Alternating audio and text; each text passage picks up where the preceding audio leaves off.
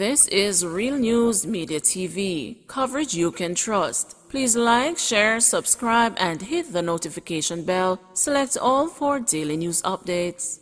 Good morning, my Real News Media TV family. Thank you so much for tuning in this morning, and I'm wishing for everyone a wonderful and a productive day.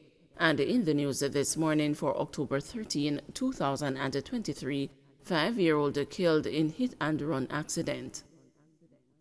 A child is now dead after what police believe to be a hit-and-run accident in the Bunkers Hill community in northern Clarendon Tuesday afternoon. The vehicle involved in the accident is said to be a Toyota Probox motor car. Dead is the Marvy Davy, a 5-year-old student who attended Bunkers Hill Primary School. The police have classified the accident as a hit-and-run as the driver did not stop at the scene of the accident. Police later intercepted the vehicle and the driver managed to flee. According to the police, about 3:17 p.m., the child was walking along the road with his mother when the driver of the Toyota Probox motor car, which appeared to be speeding, lost the control of the vehicle and struck the child. He was taken to hospital where he was pronounced dead. The vehicle is known to frequent the community. The child's mother, Shimoy Kirkland, said they were on their way home from the Bunkers Hill Primary School where they had a Bandana Day celebrations. I was walking with my baby from school and me stopped and he was tying his shoe and then he walked across the road but the car was speeding and it hit him.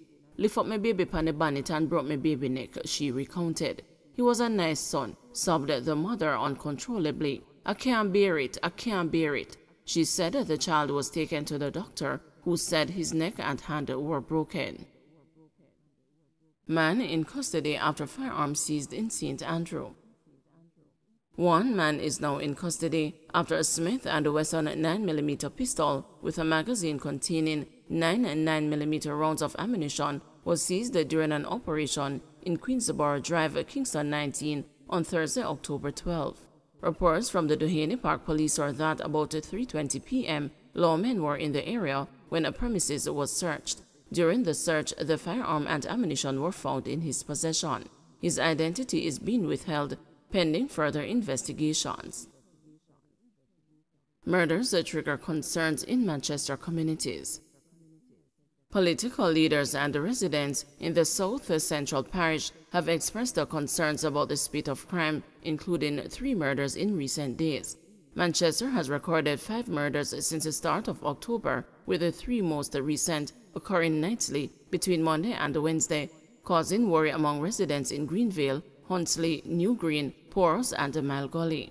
In the latest incident, a bar owner was shot dead and a man was shot and wounded during an armed robbery at a bar in Huntsley on Wednesday night. The deceased was identified as Christopher Stoltz, otherwise called the Blacks or Rabat. Huntley residents said about 8:30 p.m. Stoltz was at his bar in the northwest Manchester community with patrons when 4 masked gunmen entered and held up the establishment. The gunmen reportedly demanded cell phones and money among other valuables from patrons at the bar before shooting Stoltz in his upper body multiple times. Another patron was also shot and wounded during the robbery. Cash was also stolen from poker boxes by the gunmen who left the scene in 2 motor cars. The injured were taken to hospital where Stoltz was pronounced dead and the other man admitted in critical condition. Huntley resident Tyrone Buckner, Stoltz's cousin, said that the incident has robbed the farming community of its peace and quietness.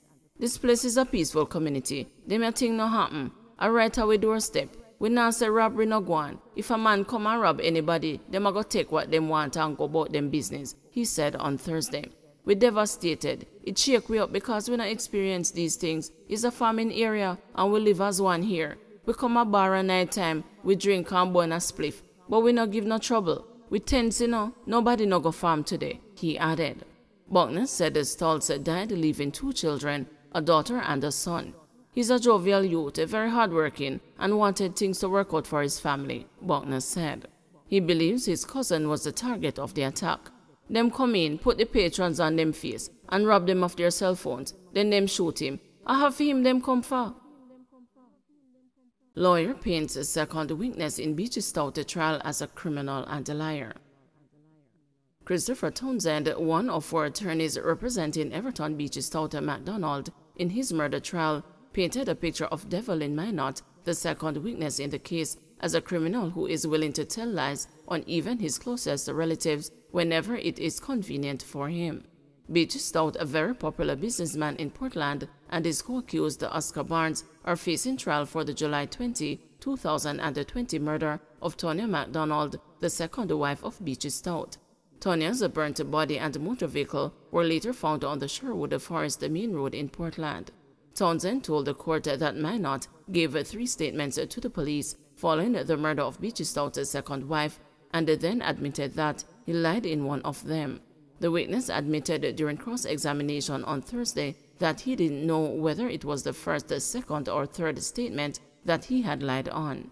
Townsend probed whether Minot saw himself as a thief or a murderer who at times would pull his machete at people in a threatening way and who from time to time would shoot people with his fish gun.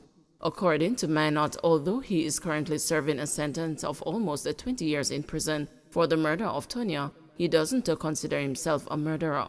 Townsend ventured into a line of questioning that showed that Minot was convicted previously for stealing.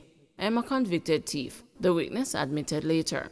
Townsend asked Minot whether he was aware that his son gave a statement to the police describing him as a community don, but the witness said he was unaware and denied being a don.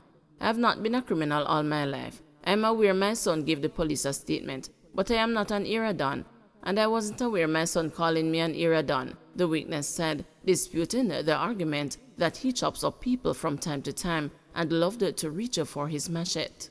At the same time, he admitted that he has shot people before using a fish gun after Townsend quizzed him about a particular case in which he was arrested and charged for shooting a man by the name of Jimmy with a fish gun. He also asked Minot whether it was true that on the day the trial was to start, in that case, Jimmy went missing, and the matter was subsequently thrown out. Minot agreed that was the truth. Townsend also accused the witness of telling a series of lies since he was arrested in 2020.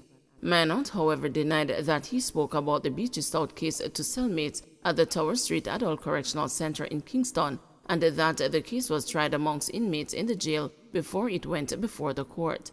During his testimony earlier in the trial, the witness told the court that he met and spoke to Beachy Stout for the first time when he went to the businessman's wholesale in search of a job.